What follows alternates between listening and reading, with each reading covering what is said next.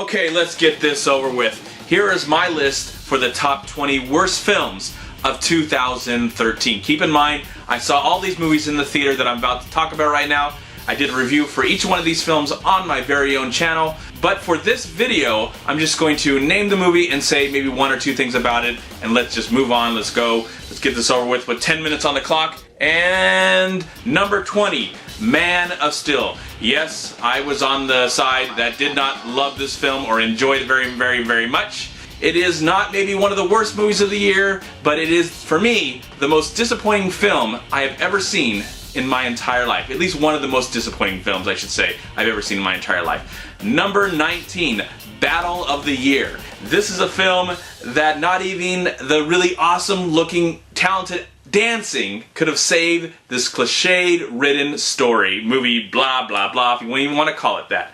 Number 18, Bullet to the Head. I love Sylvester Stallone, even when he's in a ridiculous movie that he's having a lot of fun, but this movie was just boring. I wanted to die and kill myself. Let it be over. Please let it be over. Number 17, The To-Do List. I love raunchy comedies. I love movies that make fun of the 90s and make fun of Boise, Idaho, because I actually lived there for a few years. But this movie did none of that, and sadly it had a very talented cast, and it had potential, and sadly it was garbage. Number 16, The Lords of Salem. I really love Rob Zombie, and I think he's a talented filmmaker, and one day we're going to get a masterpiece from him, but this movie is sadly not it. It is trash, it is garbage, and I would not waste your time, even though it does have some nice visuals. Number 15, Identity Thief. Jason Bateman and Melissa McCarthy. You thought, I would hope this was going to be an amazing comedy. Sadly, it was just a waste of my freaking time. Number 14, 21 and Over. I love movies about people getting drunk. I love comedies about people getting drunk, but at least make the characters interesting and you can care about them. I did not care about them at all. 21 Over. Blah. Gosh. Luckily we won't get, whatever sequel could come from this. Hopefully we won't, because that movie just is forgettable. Number 13, I love horror films, and the Texas Chainsaw 3D film was a waste of my 3D glasses that luckily I didn't pay for. Garbage, crap, and why was this movie even made in the first place?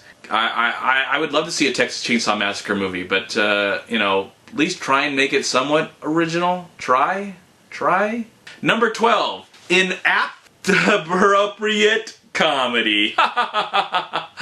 That's something I did not do during the entire run of this film. Though I have to say there was potential. I could see some potential, but I did not laugh a single minute in this film. Utterly stupid, crappy film that I hated so very much. Alright, flip over the paper. Number 11, The Starving Games. Yes, the spoof genre is slowly dying. It's probably dead already in most people's opinions. Even though I did enjoy Scary Movie 5 for the most part, The Starving Games is just a prime example of where the spoof genre is actually going right now. Terrible film. I wish these filmmakers would just find another kind of employment. I wish them nothing but long lives of doing something else. Stop making movies, please. Number 10, Madea's Christmas something. Madea's Christmas or something like that. Yes, there was a lot of really cool Christmas movies, especially surrounding black people. I loved The Best Man Holiday, and I really enjoyed Black Nativity, but A Madea's Christmas can rot in movie hell. Number 9, Pain and Gain. Yes, Michael Bay, I'm just not a big fan of you, even though I don't hate you as a filmmaker, because you have given us The Rock, Armageddon, and the first Transformers movie. We'll see how Transformers 4 goes, but Pain and Gain, stay away from true stories. Please stay away from true stories. Ugh. Number 8, Adam Sandler Must Hate Us. It continues to give us grown-ups movies like Grown Ups 2. Why even call it Grown Up? It's not a grown-up kind of movie. It's a juvenile. It should be called Juveniles 2. Because this movie is garbage. Grown Ups 2 is one of the worst films, and I loved Adam Sandler at one time, and I think he still has potential.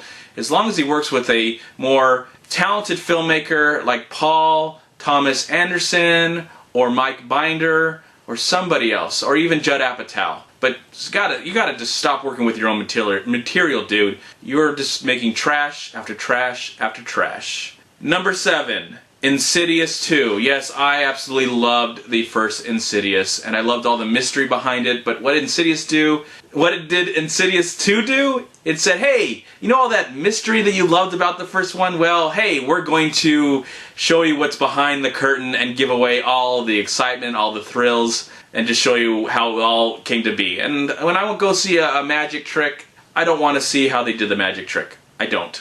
I really, really don't.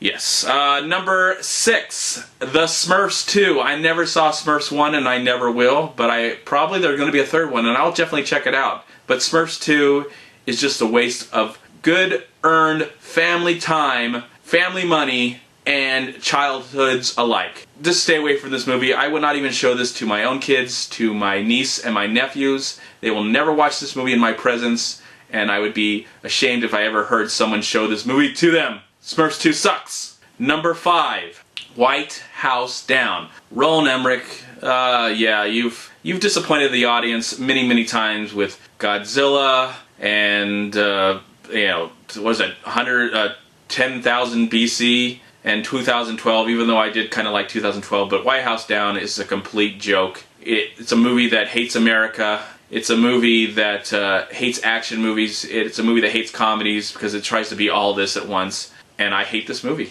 I do not like White House Down. Though Roland Emmerich, I hear, is going back to Independence Day 2, I hope. I'd be more excited to see something like that. Have a lot of fun and hopefully make it more pro-America. I'd like to see that, because I like America. I love living here. It's a great country, even though we have our problems. But White House Down can also go to movie hell. Number 4, A Haunted House. Yes, why was this movie even made? I do not know. Why is there a sequel coming out? Of course I know that why, because the movie made money, it came out in January, but then the sequel's coming out in March, hopefully no one will see it.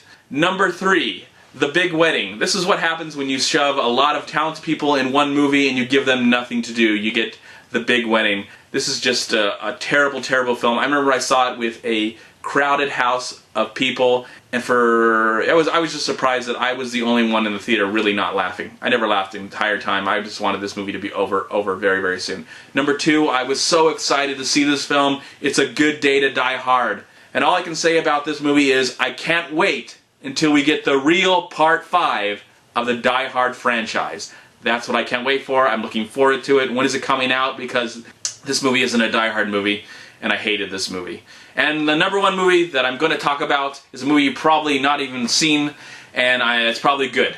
But I have to say, the number 1 movie that is the worst film of 2013, in my opinion, is I Fell in Love with a Church Girl. Yes, I'm a man of faith. I believe in God, and I like to see movies about uplifting messages, about people finding changes in their lives and finding hope. And I do love movies that center on Christian values and sometimes give you entertaining themes and also challenge you as an audience. This movie does not challenge you. This movie is insulting to me as a Christian. It's insulting to everything that I believe about religion and about faith. And the fact that they put a credit in the beginning of the film saying that this movie was executive produced by God makes me really, really furious. Makes me terribly furious because I don't think God has any time for any kind of movie at all, let alone your crappy Christian film.